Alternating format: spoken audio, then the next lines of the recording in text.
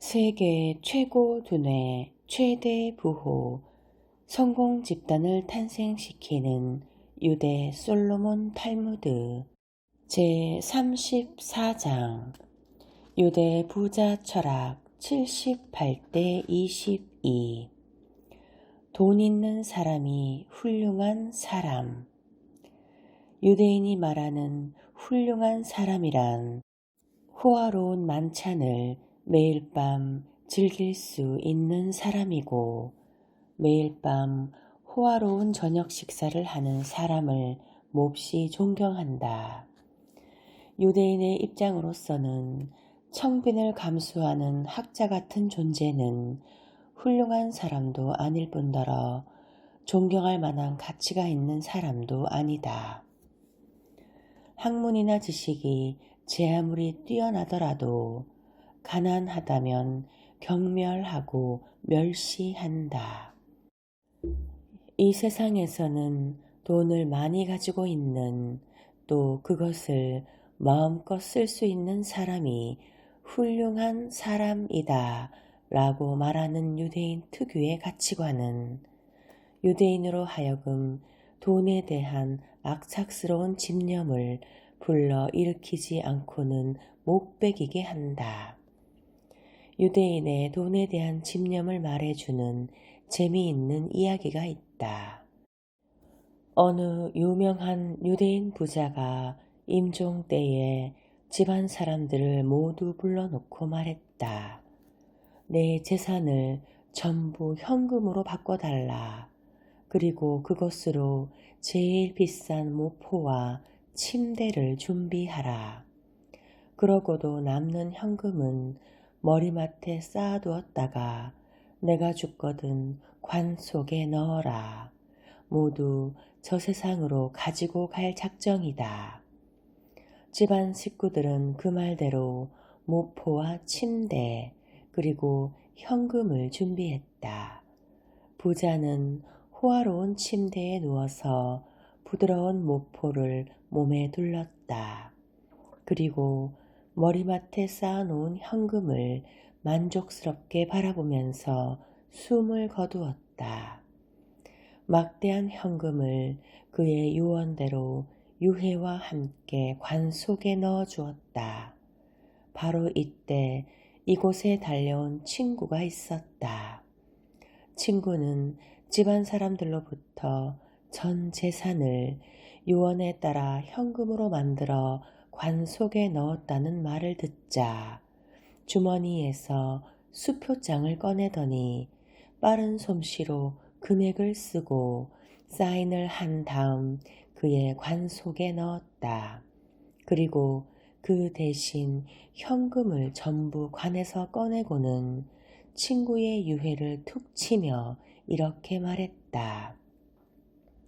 현금과 같은 액면가를 넣어주었으니까 자네도 만족할 걸세.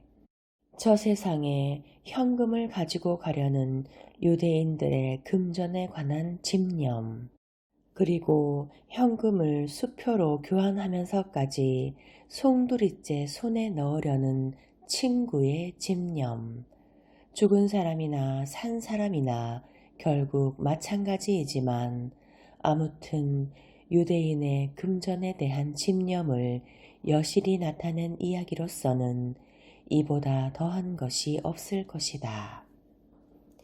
아내도 믿지 마라. 유대인은 사업을 할 때 피는 물보다 진하다 라고 하여 유대인 이외에는 신용하지 않는다.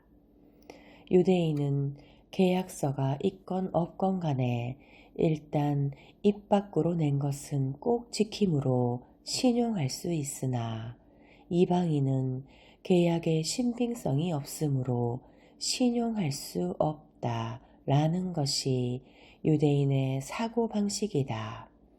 만일 계약을 지키지 않는 유대인이 있다고 한다면 그는 유대 사회로부터 매장되어 버린다.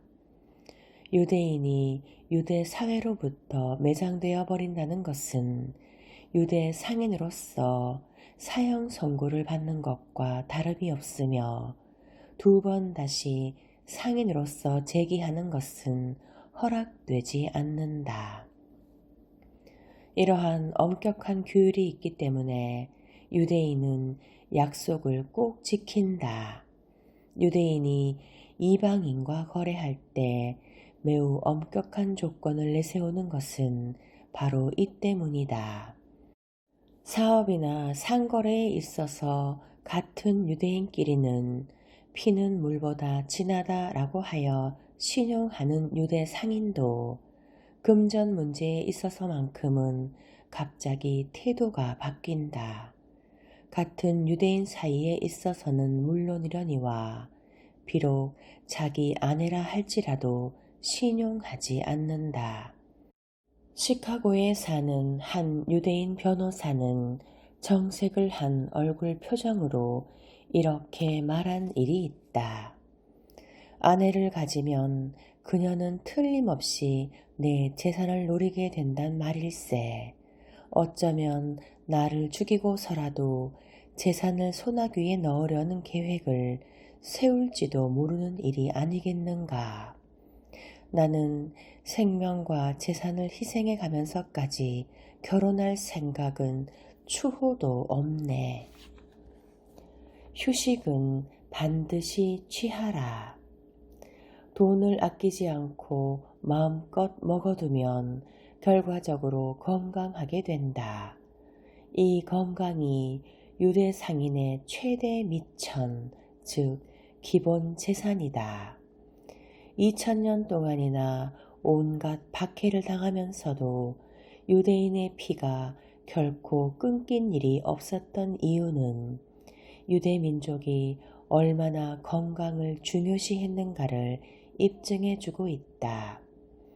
유대인은 금요일 밤부터 토요일 저녁까지 금주, 금연, 금욕으로 모든 욕망을 끊고 휴식에 전념하여 신에게 경건히 기도를 올린다. 이때는 뉴욕 자동차 교통량이 절반으로 줄어든다고 한다. 그만큼 유대인은 엄격히 휴식 규칙을 지키고 있는 것이다.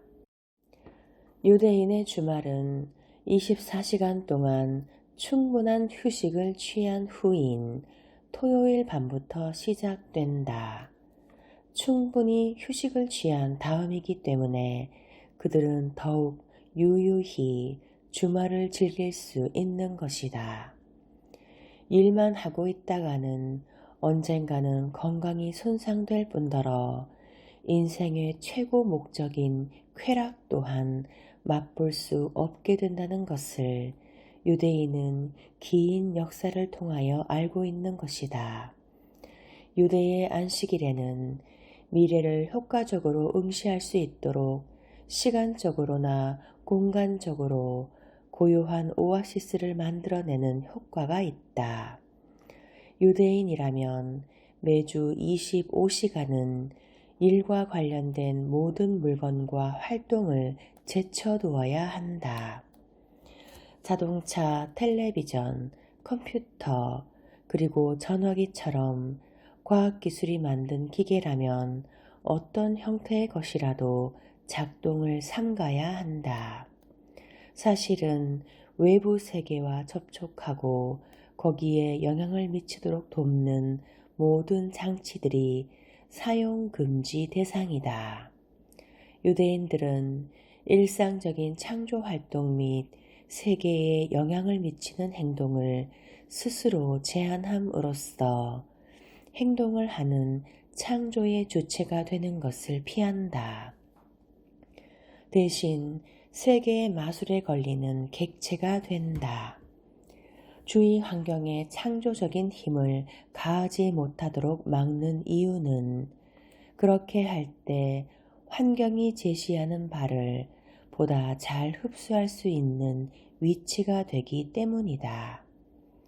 일주일의 7분의 1에 해당하는 이 쪼개진 시간은 대단한 호사이기도 하지만 그 주의 나머지 시간 동안 창조적인 사고를 하는데 필수적인 도움을 준다.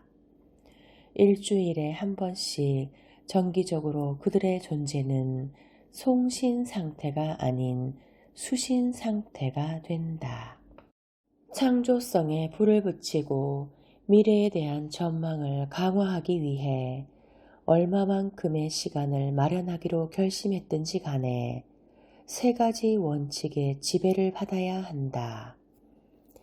일을 한 다음에는 반드시 쉬어야 한다는 것을 잊어서는 안 된다. 일을 한 다음에는 반드시 쉬어야 한다는 것을 잊어서는 안 된다. 돈벌이는 이데올로기를 초월한다. 유대인은 전 세계에 흩어져 있는 유대인끼리 언제나 긴밀한 연락을 취하고 있다.